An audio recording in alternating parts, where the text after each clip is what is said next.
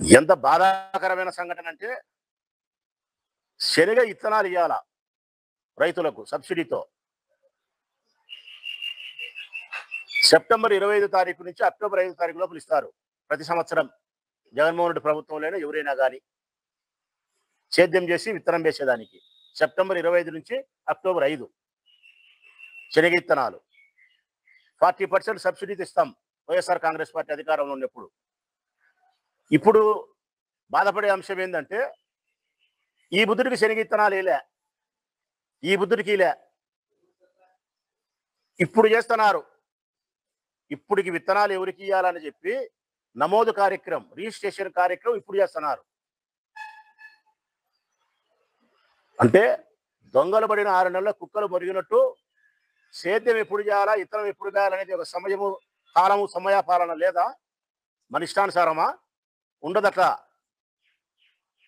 సమయ పాలన ప్రకారమే వ్యవసాయం జరుగుతుంది. నువ్వు సకాలంలో విత్తనాలను ఇయ్యలేకపోయినా శనగ ఇత్తనాలు, ఈ మొద్దు నిద్ర ఇది తెలుగుదేశం పార్టీ అధికారంలోకి వచ్చినాక రైతులు కొన్నారు ఇత్తనాలు. భారమైనప్పటికీ కొన్నారు డబ్బులు పెట్టి, కొద్ది సేద్యాలు చేసి ఇత్తనం వేసినారు. వేసి 20 రోజులు కాలే, ముంతా తుఫాన్ వచ్చింది, దీని ముండమయ్య ముంచిపోయింది. ఇప్పుడు మళ్ళీ ట్రిల్లర్లు కొట్టాలా, మళ్ళీ సేద్యం చేసి మళ్ళీ ఇత్తనాలు కావాలా? ఎవరు ఇవ్వాలి ఇత్తనాలు? జగన్మోహన్ రెడ్డి 40%తో సబ్సిడీతో సకాలంలో ఇస్తే నువ్వు 25%తో అకాలంలో ఇస్తావా? నువ్వు వైఎస్ఆర్ కాంగ్రెస్ పార్టీ తరఫున డిమాండ్ చేస్తా ఉన్నాం మేము. శనగ కానీ, పెసర కానీ, మినుము కానీ విత్తనాలు ఏదైతే నువ్వు పంపిణీ చేయాల్సిన కార్యక్రమం ఉందో, ఈ ముంతా తుఫాన్ వలన జరిగిన నష్టానికి నువ్వు చేసిన పొరపాటుకు బాధ్యతగా 100% సబ్సిడీతో విత్తనాలు సరఫరా చేయాల రైతుకు. 90% కాదు, ఉచితం ఇవ్వాలా.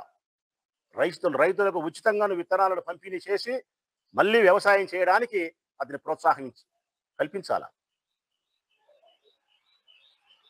ఇప్పుడు జరిగిన ఈ నష్ట పరిహారాన్ని జాతీయ విపత్తుగా ప్రకటించాలా. జాతీయ విపత్తుగా ప్రకటించి ఈ రాష్ట్రంలోని ప్రతి రైతు కుటుంబానికి నామ్స్ ప్రకారం చేసే సహాయం కుదరదు మిత్రులారా. రాష్ట్ర దేశ ప్రభుత్వాలకు డిమాండ్ చేస్తా ఉన్నాం, ఉదారమైన స్వభావంతో మీరు చేయాలా. మీరు కేవలం నామ్స్ ప్రకారం చేస్తే ఎన్డీఆర్ఎఫ్ అని, నేషనల్ డిజాస్టర్ రిలీఫ్ ఫండ్ అనో, లేకుంటే స్టేట్ విపత్తుల సహాయ నిధి నుంచినో నామ్స్ ప్రకారం మీరు వరికి 50,000 60,000 ఎకరాకు పెడితే 10,000 ఇస్తాం, 6,000 ఇస్తాం. పూల తోటలకు 80,000 రూపాయలకు ఎకరాకు పెడితే 8,000 ఇస్తాం. ఎక్కడన్నా చూడు 5,000 రూపాయలు, 6,000 రూపాయలు, 10,000 రూపాయల కంటే మీరు ఇచ్చిన 2024 మళ్ళీ పెంచి ఇచ్చిన తర్వాత కూడా జీవో ఇచ్చినారు. 1,00,000 నష్టం జరిగితే 10,000-15,000 రూపాయలు మీ సహాయం ఉంది. 60,000-70,000 రూపాయలు నష్టం జరిగితే 6,500 రూపాయలు ఉంది. ఆ 6,800 రూపాయలని ఎప్పుడు ఇస్తారు అంటే భగవంతుని తెలియాలా. గాలిలో దీపం, గుడ్డోడు గూట్లో రాయేసినట్టు పడచ్చు, పడకపోవచ్చు. ఇప్పుడు ఈ 3 దఫాలు వేయలే. అదే జగన్మోహన్ రెడ్డి 5 సంవత్సరాలు ప్రభుత్వం పాలన చేస్తే చెక్ చేసుకున్న ఒకసారి రికార్డ్స్.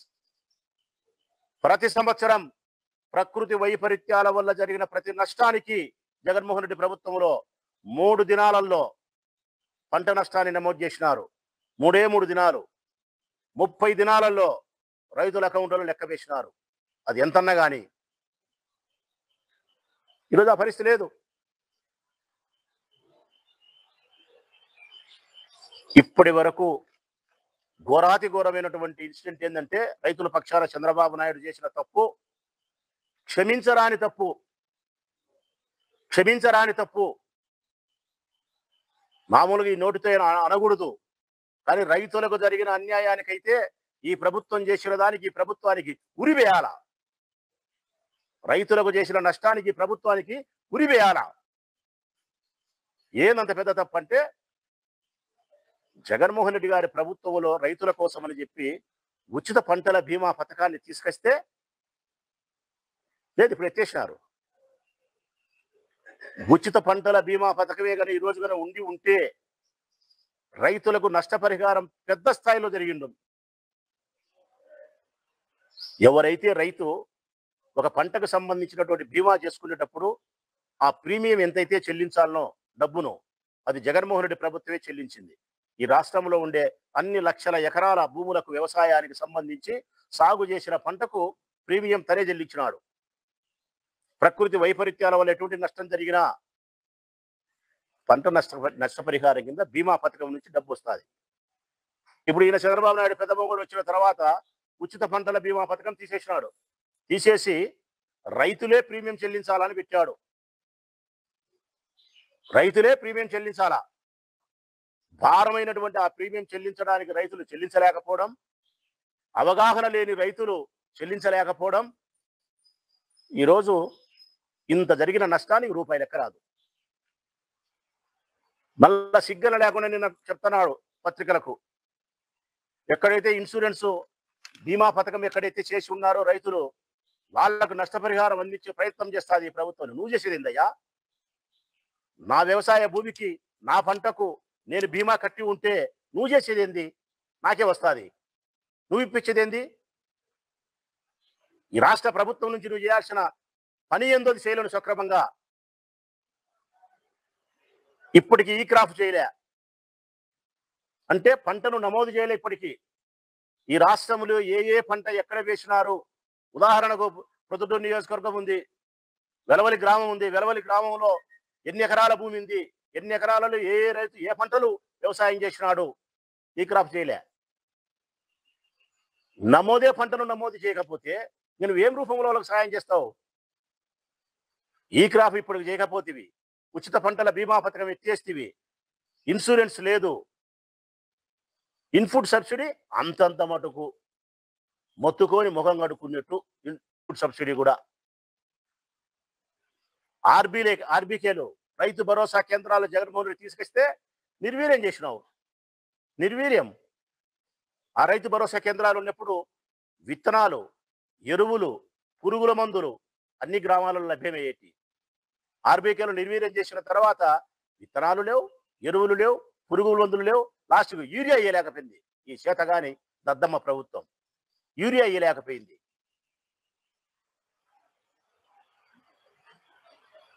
రైతులకు పంట పండించిన తర్వాత ఏదైనా ధర లేకపోతే జగన్మోహన్ రెడ్డి ప్రభుత్వంలో కొనుగోలు కేంద్రాలను ఏర్పాటు చేసి గిట్టుబాటు ధర కల్పించినాడు. రైతులను ఆదుకున్నాడు. ఈరోజు ఎక్కడే కానీ రాష్ట్రంలో కొనుగోలు కేంద్రాలు లేవు మిత్రులారా. గిట్టుబాటు ధర లేదు. గిట్టుబాటు ధర లేదు అని చెప్పడానికి ప్రత్యక్ష సాక్ష్యం రైతులు పండించిన పంటలు కాలువల్లో వేస్తున్నారు, రోడ్లలో వేస్తున్నారు. మామిడి వేసినారు, ఉల్లి వేసినారు, టమోటా వేసినారు. ఏది వేయింది? రైతులు పండించిన ప్రతి పంటను కాలువల్లోకి రోడ్లకు పాలు చేసినారు. కొనుగోలు కేంద్రాలు లేక, గిట్టుబాటు ధర లేక. ఎప్పుడన్నా బాగా పంట పండితే గిట్టుబాటు ధర ఉండదు, లేదంటే ప్రకృతి వైపరీత్యాల వల్ల మొత్తం కొట్టుకొని పోవాలా. ప్రభుత్వం మాత్రం కళ్ళు మూసుకొని నిద్రపోతుంది.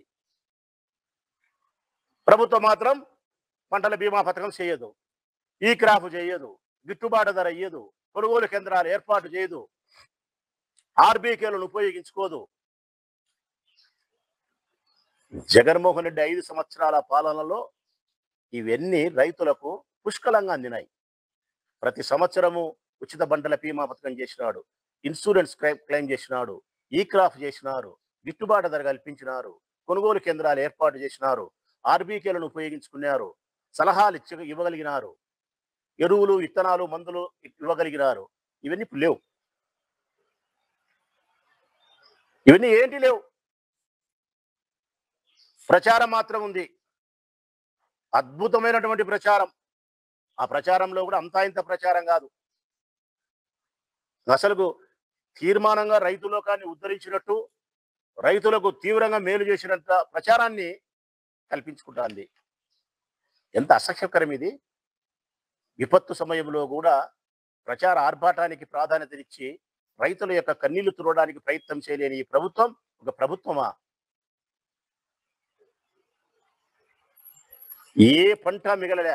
నేను బాగా చెప్తాను కదా, ఏ పంట, ఉద్యానవన పంటలు గాని, ఆకుకూరలు గాని, కూరగాయలు గాని, పూలు గాని, పండ్లు గాని, మిరప గాని, పసుపు గాని, వరి గాని, జొన్న గాని, మొక్కజొన్న గాని, పత్తి గాని, పొగాకు గాని, అరటి గాని ఏది మిగలలే.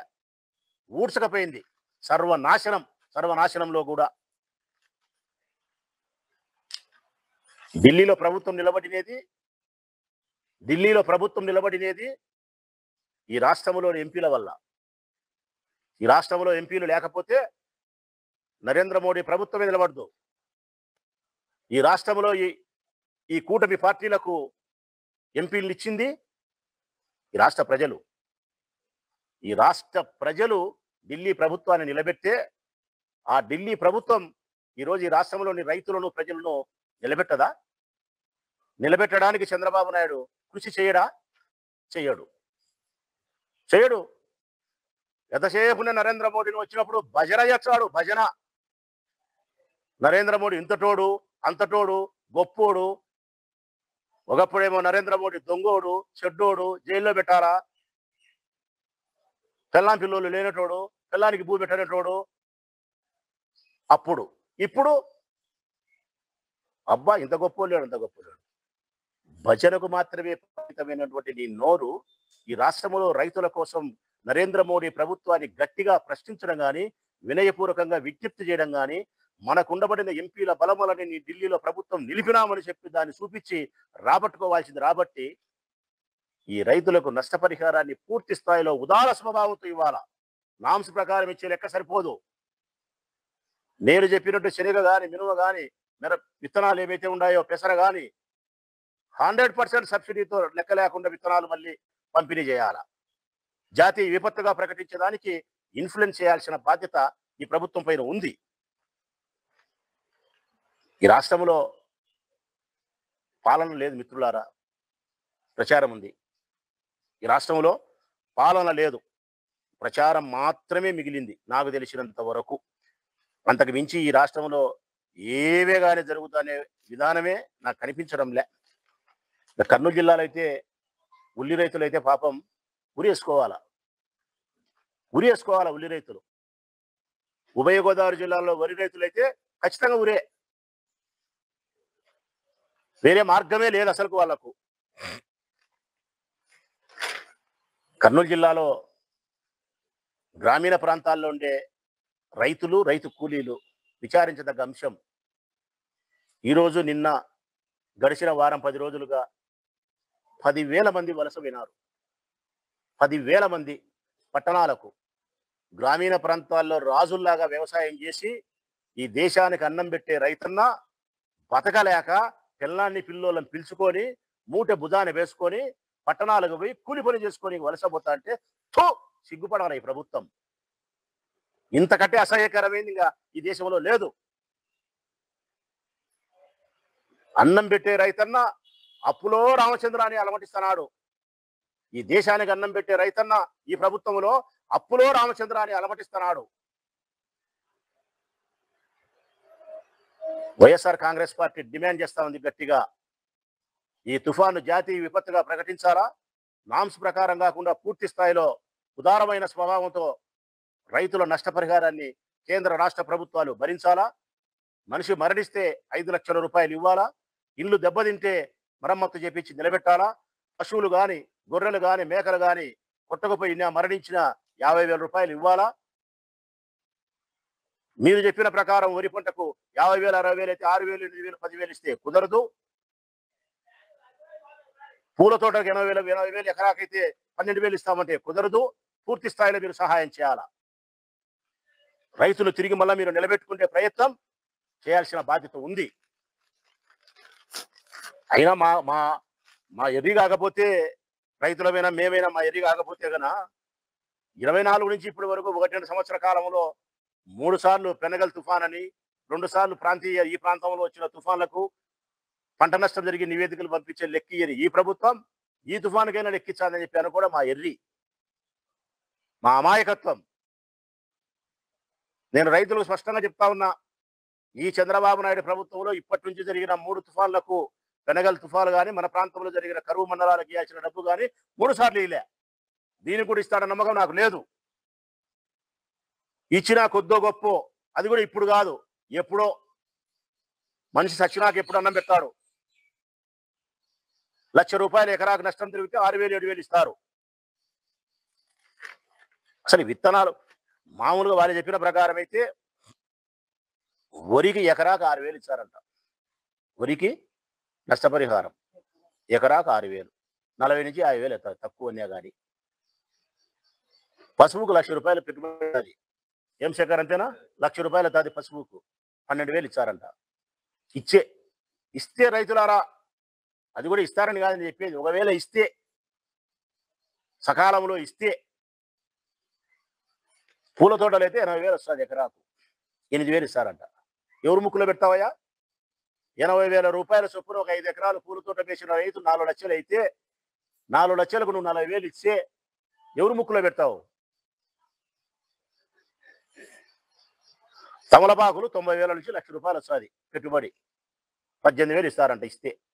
ఇస్తే 18,000. పత్తికి 50,000 ఖర్చు వస్తుంది, 5,000 ఇస్తారంట. 6,000 ఇస్తారంట. 6,000. బొప్పాయికి 10,000 ఇస్తారంట. ఒకవేళ ఇస్తే, అది కూడా నేను చెప్పేటి అన్ని కూడా. టమోటాకైనా అంతే 10,000, ఉల్లికైనా 10,000, పూల తోటలకైనా 10,000. ఈ పంటలకు దేనికైనా అంతే వాళ్ళు ఇవ్వగలిగింది ఇస్తే. ఈ ప్రకారంగా ఈ ప్రభుత్వం ఇట్లుంటే రైతు ఏ విధంగా బతికి బట్టగట్టగడతాడనేది మాకైతే అర్థం కావడం లేక, వీళ్ళనగా పరమేశ్వరుడే కాపాడాల. లేదంటే గన ఆ ఈశ్వరుడి దయ వలన వైఎస్ఆర్ కాంగ్రెస్ పార్టీ అధికారంలోకి వచ్చి జగన్మోహన్ రెడ్డి ఈ రాష్ట్ర ప్రభుత్వాన్ని పాలన చేయగలిగినప్పుడు మాత్రమే రైతులకు మంచి రోజులు వస్తాయనేది రైతులు భావిస్తున్నారు, నేను భావిస్తానా, మేమందరం కూడా భావిస్తున్నాం. ఆ ఈశ్వరుని దయ వలన తొందరగా ఈ ప్రభుత్వం దిగిపోయి రెడ్డి గారి ప్రభుత్వం అధికారంలోకి వస్తే రైతు రాజ్యం ఏమన్నా వస్తుంది, రైతులకు మేలు జరుగుతుందని భావిస్తా ఉన్నాం. ఇప్పటికైనా చంద్రబాబు నాయుడు కళ్ళు తెరిచి, ప్రకృతి కన్నెర్ర చేసిన నేను కళ్ళు మూసుకోనని చెప్పి కళ్ళు తెరిచి జాతీయ విపత్తుగా ప్రకటించి పెద్ద స్థాయిలో సహాయం చేయడానికి ముందుకొచ్చి ఉదారమైన స్వభావంతో పూర్తి స్థాయిలో నష్టపరిహారాన్ని చెల్లించాలా. విత్తనాలు 100% ప్రజలకు, రైతులకు అందించాలా, ₹1 డబ్బు తీసుకోకుండా.